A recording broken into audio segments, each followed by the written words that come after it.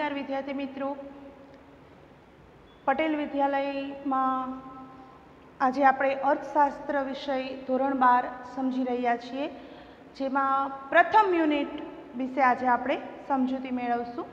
પ્રથમ યુનિટનું નામ છે અર્થશાસ્ત્રમાં આલેખ।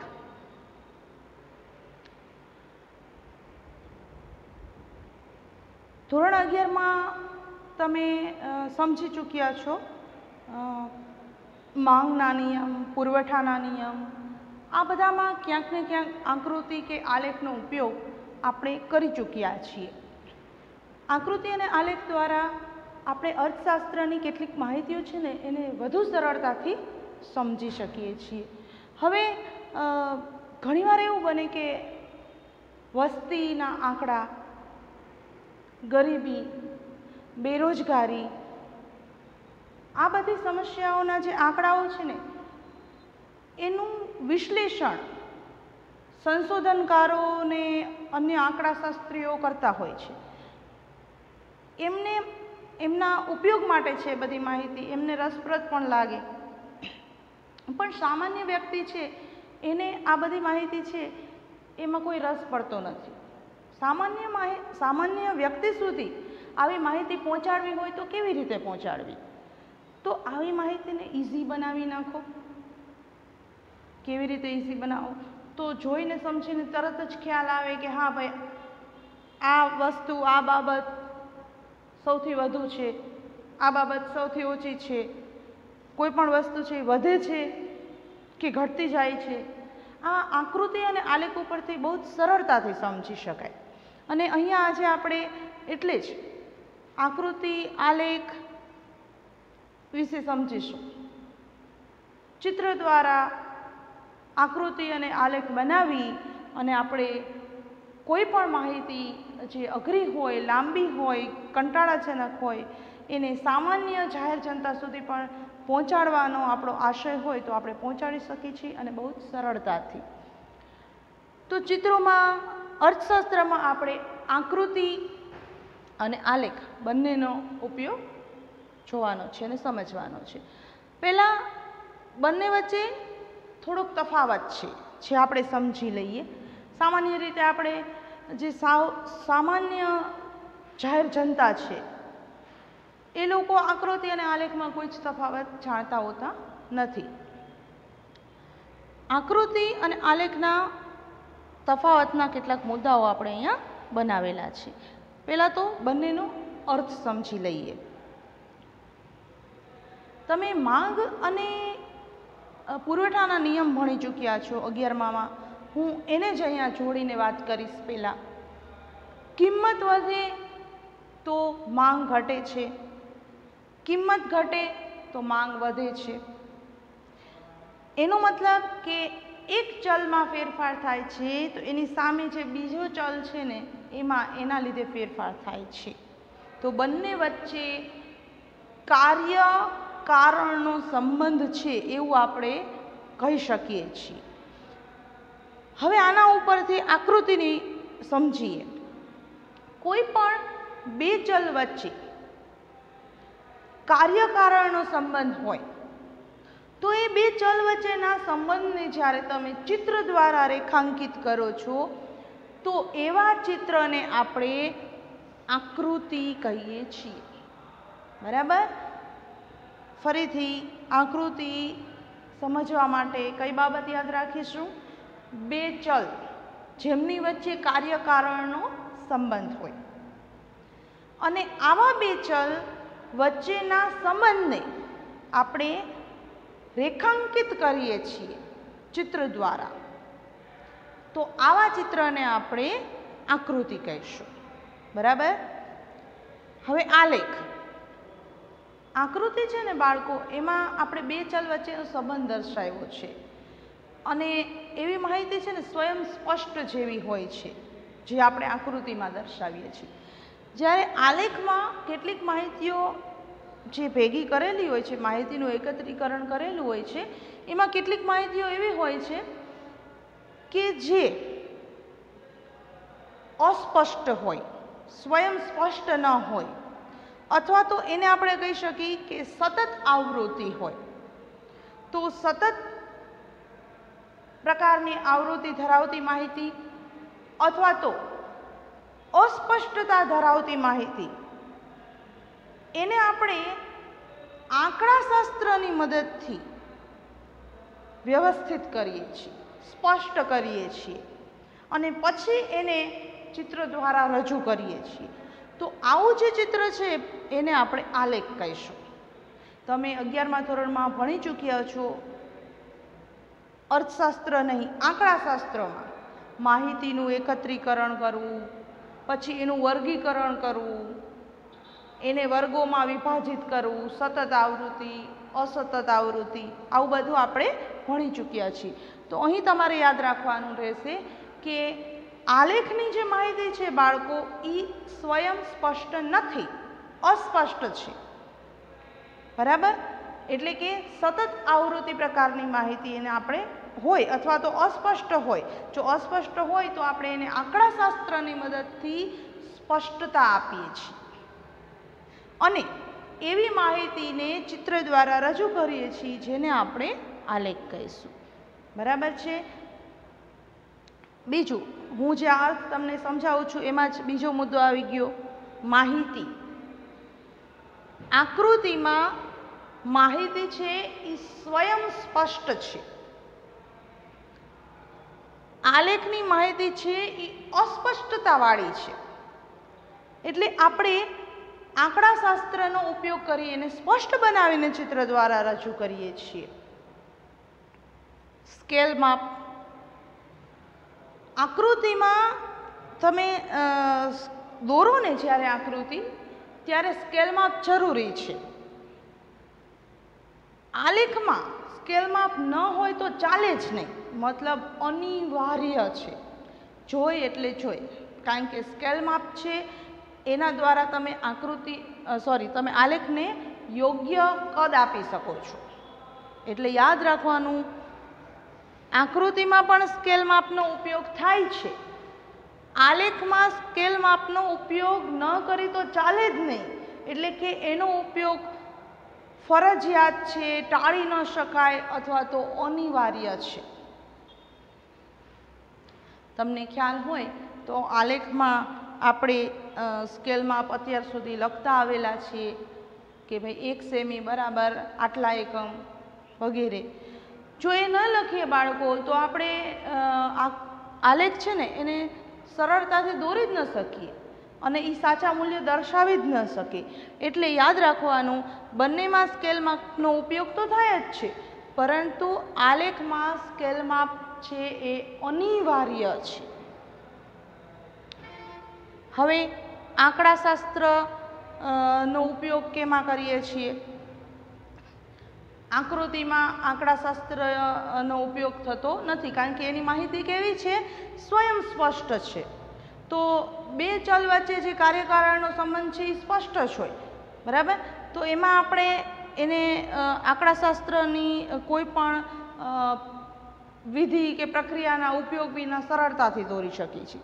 જ્યારે આલેખ છે એમાં કેટલીક માહિતી એવી હોય છે કે જે અસ્પષ્ટ છે, તો એને સ્પષ્ટતા આપવી છે. તો એમાં આપણે આંકડાશાસ્ત્રીય કેટલીક રીતોનો ઉપયોગ કરીએ છીએ. એટલે આંકડાશાસ્ત્રનો ઉપયોગ આલેખમાં થાય છે, આકૃતિમાં થતો નથી. બીજું મુદ્દો એનો ઉપયોગ. આકૃતિનો ઉપયોગ ક્યાં થાય? આલેખનો ઉપયોગ ક્યાં થાય? જો કેટલીક કંપનીઓ છે એની વસ્તુની જાહેરાત કરે, વિજ્ઞાપન કરે, તો એ વિજ્ઞાપનને આકર્ષક બનાવવા માટે આકૃતિનો ઉપયોગ કરી શકે છે. બરાબર? એટલે એવા ઉપયોગોમાં આકૃતિ મદદરૂપ થાય છે. જ્યારે આલેખનો ઉપયોગ ક્યાં થાય? તો હમણાં જ આપણે કીધું કે બહુ જ અઘરી, બહુ જ અસ્પષ્ટ માહિતી છે, એને સ્પષ્ટતા આપી છે આપણે આલેખમાં. અને પછી જો આવી માહિતી સામાન્ય જનતા સુધી પહોંચાડવી હોય તો પહોંચાડી શકીએ છીએ. તો મોટા ભાગે ઉચ્ચ શિક્ષણની અંદર અથવા તો કોઈ સંશોધનકાર છે એ આલેખનો ઉપયોગ કરે છે. આલેખ માટે ગ્રાફ બુક, ગ્રાફ પેપર જોઈએ જ. એમાં સ્કેલ માપ દ્વારા એને વ્યવસ્થિત રીતે યોગ્ય કદનું દર્શાવી શકાય છે અને મૂલ્ય પણ સાચા પ્રાપ્ત થાય છે.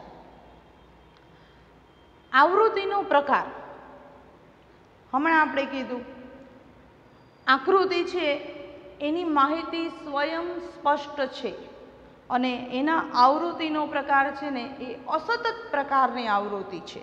અસતત એટલે કેવી? તો અહીંયા એક ઉદાહરણ તમને આપું છું, સમજી લ્યો. ઉદાહરણ કિંમત અને માંગ ઉપર જ આધારિત છે, જે આપણે 11th કોષ્ટક સ્વરૂપે જોઈ ચૂક્યા છીએ. જેમ કે આ બોલપેનનું મૂલ્ય 5 રૂપિયા છે, તો અત્યારે આપણે ધારણા કરી છે 5 રૂપિયાનું મૂલ્ય છે, તો આની માંગ બજારમાં 20 એકમની છે. આનું મૂલ્ય 7 રૂપિયા થઈ ગયું, તો બજારમાં એની માંગ 18 એકમ થઈ ગઈ. 10 રૂપિયા આનું મૂલ્ય થઈ ગયું, તો બજારમાં એની માંગ 15 એકમ થઈ ગઈ. કિંમત વધતી ગઈ અને માંગ છે એ ઘટતી ગઈ. બંને વચ્ચે એકમાં ફેરફાર થયો, એના લીધે બીજામાં ફેરફાર થયો, કાર્યકારણનો સંબંધ આવ્યો. તો આવી કાર્યકારણના સંબંધ દર્શાવતી જે માહિતી છે એ અસતત પ્રકારની આવૃત્તિ હોય છે. આકૃતિની માહિતીમાં અસતત પ્રકારની આવૃત્તિઓ જોવા મળે છે. જ્યારે આલેખની અંદર સતત પ્રકારની આવૃત્તિ વિતરણ જોઈએ. માનો કે કોઈ માહિતી અસ્પષ્ટ છે, આપણે જાણીએ છીએ એકત્રીકરણ કરી છીએ, વિભાગીકરણ કરવું પડે છે આંકડાશાસ્ત્રમાં. એક એક્ઝામ્પલ આપી દઉં. તમે કોઈ એક વિસ્તારમાં મૂલ્યાંકન કર્યું અથવા સર્વે કર્યો, માહિતી ભેગી કરી કે દીકરીઓની સંખ્યા દરેક કુટુંબમાં કેટલી છે, અને પછી બધા જુદા જુદા 2-4 વ્યક્તિઓ તમે ગયા હતા આગણક તરીકે ગણતરી કરવા માટે, અને માહિતી બધી લઈને આવ્યા, પણ એ આડી અવળી માહિતી છે, કારણ કે દરેકે દરેક વ્યક્તિ જુદા જુદા ક્ષેત્રમાં ગયું હતું. હવે એ માહિતી તો ખાલી એકત્રિત થઈ, પછી એ માહિતીને વ્યવસ્થિત રીતે વર્ગીકૃત કરવામાં આવી છે કે ભાઈ કોઈ કુટુંબમાં 0 દીકરીની સંખ્યા છે એવા કેટલા કુટુંબ છે, દીકરીની સંખ્યા 0 થી 1 આપણે અહીંયા એવું કરી છે, 0 થી 5 સુધીની દીકરીની સંખ્યા હોય એવા કુટુંબ કેટલા, 6 થી 10 સુધીના કેટલા. તો આ માહિતીને આપણે વર્ગીકૃત કરી, સ્પષ્ટ બનાવી છે આંકડાશાસ્ત્રની મદદથી. એટલે યાદ રાખજો બાળકો કે આકૃતિની અંદર આવૃત્તિનો પ્રકાર છે એ અસતત પ્રકારની આવૃત્તિ છે, જ્યારે આલેખમાં આવૃત્તિનો પ્રકાર છે એ સતત પ્રકારની આવૃત્તિ છે, અથવા તો માહિતી હોય તો કેવી છે? અસ્પષ્ટ છે. બરાબર? ફરીથી અહીંયા એક નાનું ઉદાહરણ આપીને તમને જણાવી દઉં કઈ રીતે.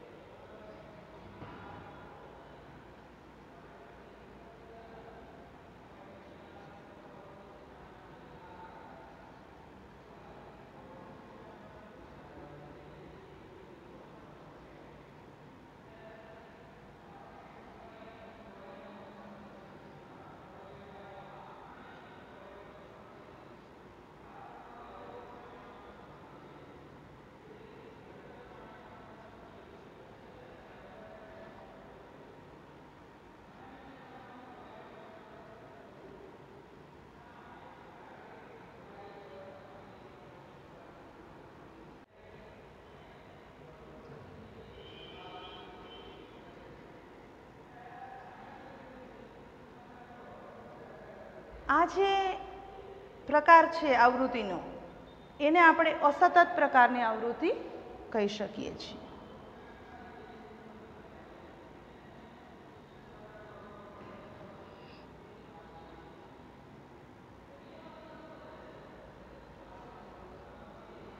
જ્યારે આલેખમાં મેં તમને કીધું એવી રીતે આવૃત્તિનો જે પ્રકાર છે એ સતત પ્રકારનું આવૃત્તિ વિતરણ એમાં હોય છે.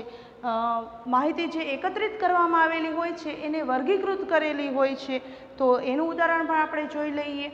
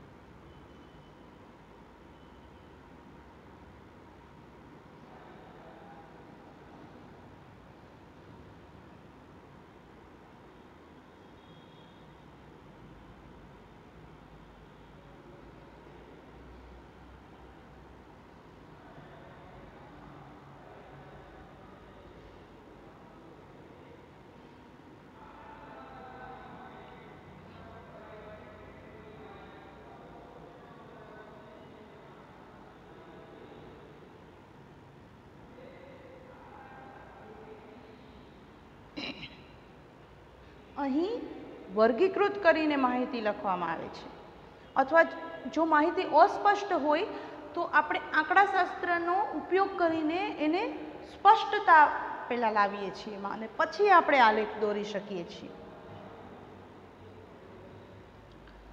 ગુણ 0 થી 25 ની અંદર વિદ્યાર્થીની સંખ્યા.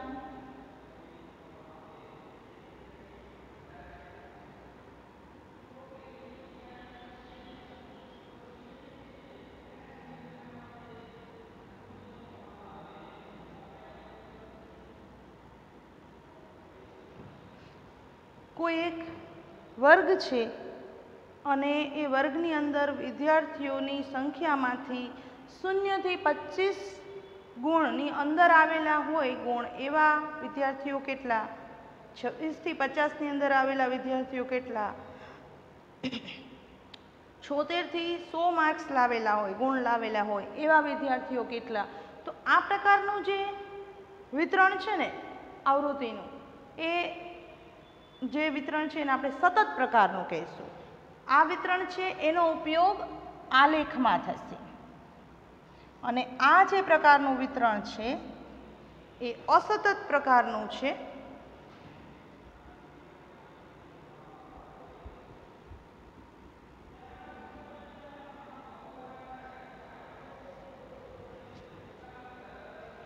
બરાબર છે? તો આ પ્રકારે સમજવાનું રહે. હવે આપણે તફાવત તો બંનેનો સમજી ચૂક્યા છીએ. હવે અર્થશાસ્ત્રમાં આકૃતિ અને આંકડાઓનું મહત્વ શું રહેલું છે, કેવી રીતે ઉપયોગી છે તે આપણે સમજીશું.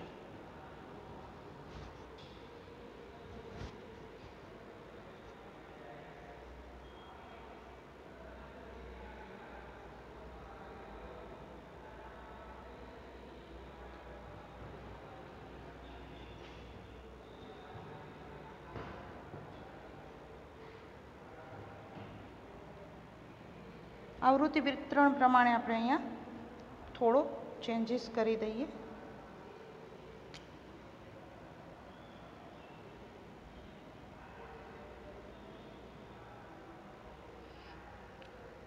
જેથી ગાણિતિક રીતે ખોટું ન પડે. 25 સુધીના ગુણ, 25 થી 50 સુધીના ગુણ, 50 થી 75 સુધીના ગુણ અને 75 થી 100 સુધીના ગુણ. હવે આકૃતિઓ અને આંકડાઓનું શું મહત્વ છે એના કેટલાક મુદ્દાઓ તારવેલા છે જે યાદ રાખવા માટે ઉપયોગી બને. અહીંયા પણ ધ્યાન રાખજો બાળકો, આ જે મુદ્દા તારવેલા છે એ આકૃતિ અને આલેખ વચ્ચેનો તફાવત સ્પષ્ટ કરે છે. આ મુદ્દા યાદ રાખી લ્યો એટલે આ મુદ્દા ઉપરથી તફાવતની સમજૂતી તમે ઇઝીલી આપી શકો છો.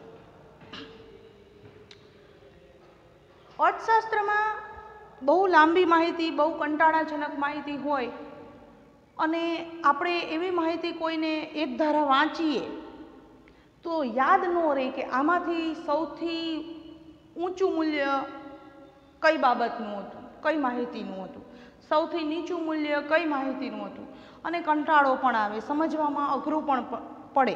અને એમાંય સામાન્ય જાહેર જનતા માટે તો બિલકુલ અઘરું પડવાનું જ છે. જ્યારે તમે આકૃતિ કે આલેખના ઉપયોગની મદદથી જો માહિતી રજૂ કરો તો આકૃતિથી માહિતી સમજવી બહુ સરળ બને.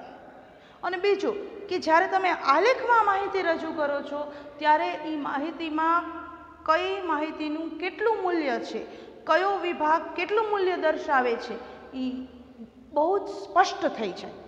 બરાબર?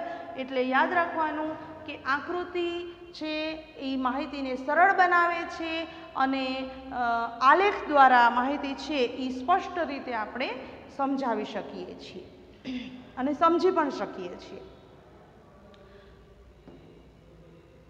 વલણો. હવે તમે અર્થતંત્રમાં જે જુદા જુદા પરિવર્તનો આવતા રહેતા હોય, ક્યારેક તેજી, ક્યારેક મંદી, તો ક્યારેક અન્ય દેશો દ્વારા યુદ્ધની પરિસ્થિતિ, આર્થિક કટોકટી, મહામારી વગેરે, તો આ બધા જે પરિબળો છે ને આ બધા જે વલણો છે એને સમજવા આકૃતિ અને આલેખ દ્વારા સરળ બને. પછી વિવિધ ક્ષેત્રોમાં જો ફેરફારો થાય તો એ ફેરફારો પણ સરળતાથી સમજી શકાય. ઉદ્યોગ ક્ષેત્રે થયેલું પરિવર્તન, ખેતી ક્ષેત્રે થયેલું પરિવર્તન, તો એ બધા પરિવર્તનોની માહિતી છે એ આકૃતિ અને આલેખ દ્વારા બહુ સરસ રીતે સ્પષ્ટતાથી સમજી શકાય છે. સમય અને શક્તિ બંને બચે છે. તમને કોઈ આકૃતિ દ્વારા કે આલેખ દ્વારા માહિતી રજૂ કરે તો એ માહિતી છે તમારા માટે સમજવી અતિ સરળ બની જાય છે. બીજું કે એને સમજવા માટે તમારે ઝાઝો સમય નથી બગાડવો પડતો, એટલે સમય અને શક્તિની બચત થાય છે. તમે જુદા જુદા ક્ષેત્ર, હમણાં આપણે વાત કરી એમ ઉદ્યોગ ક્ષેત્ર, ખેતી ક્ષેત્ર વગેરે, કે જુદા જુદા વર્ષો, સમયગાળા, આની માહિતીને એક જ આકૃતિમાં ભેગી કરો. જુદા જુદા ક્ષેત્રોની માહિતી અથવા તો જુદા જુદા વર્ષ કે સમયગાળાની માહિતી એને તમે એક જ આકૃતિમાં દર્શાવો અને પછી તમે કમ્પેરિઝન, સરખામણી કરી શકો છો કે આમાંથી કયા વર્ષમાં વેચાણ વધુ થયું હતું, આમાંથી કયા વર્ષમાં બેરોજગારીનો દર ઊંચો હતો, બરાબર. તો એ સરખામણી આકૃતિ અને આલેખ દ્વારા કરવી સરળ છે. અઘરા સિદ્ધાંતો કયા? માંગનો સિદ્ધાંત એટલે કે માંગનો નિયમ, પુરવઠાનો નિયમ, માંગની મૂલ્ય સાપેક્ષતા જુદી જુદી આપણે 11માં ભણી ચૂક્યા છીએ. પુરવઠાની મૂલ્ય સાપેક્ષતાઓ જેવા કેટલાક અઘરા નિયમો છે ને, જો તમને આકૃતિ કે આલેખ દ્વારા સમજવામાં આવે ને તો એ વધુ સારી રીતે સમજી શકાય, વધુ સરળતાથી સમજી શકાય છે. એટલે કેટલાક અર્થતંત્રને લગતા અર્થશાસ્ત્રમાં દર્શાવેલા અઘરા સિદ્ધાંતોને સમજવા માટે અને સમજાવવા માટે આકૃતિ અને આલેખ ઉપયોગી છે. એટલે જો તમે કોઈ પણ લાંબી માહિતીને સમજાવવા માંગતા હોય કે સરળતાથી સમજવા માંગતા હોય તો તમે એ માહિતી માટે આલેખ કે આકૃતિનો ઉપયોગ કરીને સમજો તો તમને વધુ સરળ રહે છે. એટલે જ અર્થશાસ્ત્રમાં તો આપણે આ બધી માહિતીઓ આવે જ. તમે જાણો છો, ગરીબી, બેરોજગારી, રાષ્ટ્રીય આવક, માથાદીઠ આવક, વસ્તી વૃદ્ધિનો દર, મૃત્યુ દર, જન્મ દર, જુદા જુદા એટલી બધી માહિતી અર્થતંત્રને લગતી આપણે અર્થશાસ્ત્રમાં ભણવાની આવે છે. અને આ બધી જ માહિતીને આપણે આકૃતિ કે આલેખનો ઉપયોગ કરી અને ઇઝીલી સમજી શકીએ છીએ અને સમજાવી શકીએ છીએ, દર્શાવી શકીએ છીએ. અને સામાન્ય જનતા સુધી પણ આ માહિતી આપણે પહોંચાડવી હોય તો તેઓ પણ એને સરળતાથી સમજી શકે છે. એટલે અર્થશાસ્ત્રમાં તો આલેખ અને આકૃતિ અત્યંત મહત્ત્વના છે બાળકો. હવે પછી આકૃતિ કે આલેખ દોરતી વખતે કઈ બાબતો ધ્યાનમાં રાખવી? હવે મને ખબર હોવી જોઈએ કે મારી પાસે કયા પ્રકારની માહિતી છે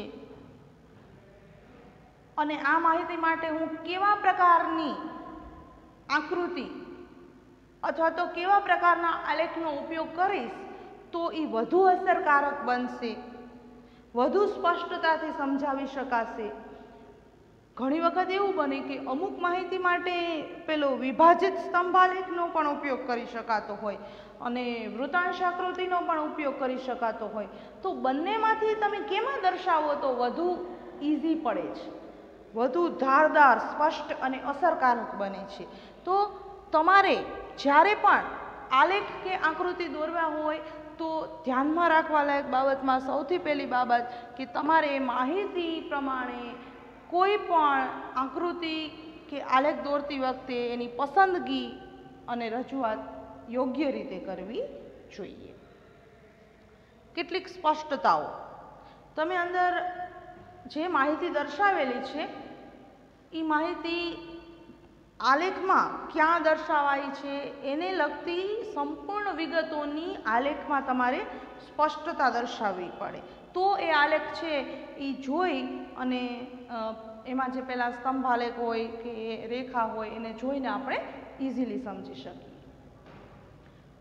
સ્કેલ માપ યોગ્ય અને ચોક્કસ સ્કેલ માપ હોવું જોઈએ. મેં હમણાં જ તમને કીધું, આપણે ઘણા વર્ષોથી ગણિતમાં પણ આલેખનો ઉપયોગ તમારે આવતો હશે અને 11મામાં પણ તમે આલેખ વિશે સમજી ચૂક્યા છો થોડું ઘણું. તો સ્કેલ માપ છે એ ચોક્કસ હોવું જોઈએ. તેનાથી શું થાય તો જે આકૃતિનું કદ છે ને એ યોગ્ય કદ પ્રાપ્ત થાય. ઘણીવાર તમે જોજો કે તમે ગ્રાફ પેપરનો ઉપયોગ ન કરો અથવા તો શિક્ષક ન કરાવે અને પછી ચોપડામાં જો આલેખ દોરવા બેસો તો કોકનો આલેખ છે એ લાંબો, કોકનો આલેખ છે એ જાડો. બરાબર, યોગ્ય કદ ન આવ્યું, જે અંદર આપણે રિઝલ્ટ જોઈતું હતું એવું યોગ્ય કદની આકૃતિ કે આલેખ બનતો નથી. એટલે તમારે આ ધ્યાન રાખવાનું કે આલેખ બનાવતી વખતે સ્કેલ માપ ચોક્કસ લેવાનું. આકૃતિમાં પણ ચોક્કસ જ જોઈએ, જેથી આકૃતિ પણ યોગ્ય કદ દર્શાવી શકીએ. આપણે જાણીએ છીએ કે આકૃતિ આલેખ જ્યારે દોરી છે ત્યારે એ બે ધરી ઉપર જ્યારે દોરાય છે ત્યારે એક્સ ધરી અને વાય ધરી, એક્સ ધરી આડી ધરી, વાય ધરી ઊભી ધરી, એની ઉપર જે વિગતો છે ને એ સ્પષ્ટપણે તમારે એમાં દર્શાવવાની ચોક્કસ રીતે. હવે આ મુદ્દો આપ્યો છે ત્યારે હું તમને એક બીજી પણ સ્પષ્ટતા કરી દઉં કે આલેખમાં એક્સ ધરી છે ને એની ઉપર આધાર માહિતી હોય છે. આધાર માહિતી એટલે કેવી માહિતી કે જ્યારે કોઈ પણ બે ચલ હોય છે ત્યારે બે ચલમાં એક ચલના લીધે બીજા ચલની મૂલ્યમાં ફેરફાર થતો હોય છે. તો જે પ્રથમ ચલ છે ને એને આપણે આધાર ચલ કહીએ છીએ અને જે બીજો ચલ છે ને એને વાય ધરી ઉપર ઊભો દર્શાવવામાં આવે છે. એટલે આ એક યાદ રાખજો કે ધરી ઉપરની વિગતો છે એ સ્પષ્ટપણે દર્શાવેલી હોવી જોઈએ. આંકડાકીય માહિતી, તમે આલેખમાં જે કંઈ આંકડાકીય માહિતી દર્શાવો છો એ તમારે સંપૂર્ણ સ્પષ્ટપણે, અને જો જરૂર પડે ને, માનો કે તમે અસ્પષ્ટ માહિતી પ્રાપ્ત કરેલી છે અને અસ્પષ્ટ માહિતીને આંકડાશાસ્ત્રની મદદથી સ્પષ્ટ માહિતીમાં ફેરવી, તો તમે આંકડાશાસ્ત્રનો જ્યાં ઉપયોગ કર્યો છે ત્યાં એનો ઉપયોગ કેવી રીતે થયો એની ખૂબ જ ટૂંકી રીતે તમારે દર્શાવવાની રહે છે.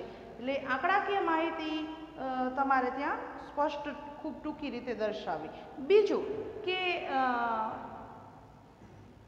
આપણે શીખવા પૂરતું અલગ વાત છે કે આ માહિતી ક્યાંથી આવી. માનો કે આજ અત્યારે મેં અહીંયા દર્શાવ્યું તમને વિદ્યાર્થીઓના ગુણ, વિદ્યાર્થીઓની સંખ્યા, કિંમત અને માંગ, તો આ બધું કાલ્પનિક છે બાળકો.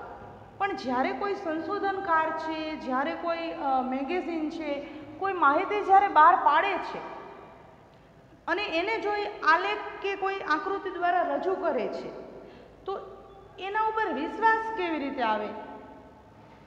તો માહિતીનો સ્ત્રોત, તમે આ માહિતી ક્યાંથી મેળવી?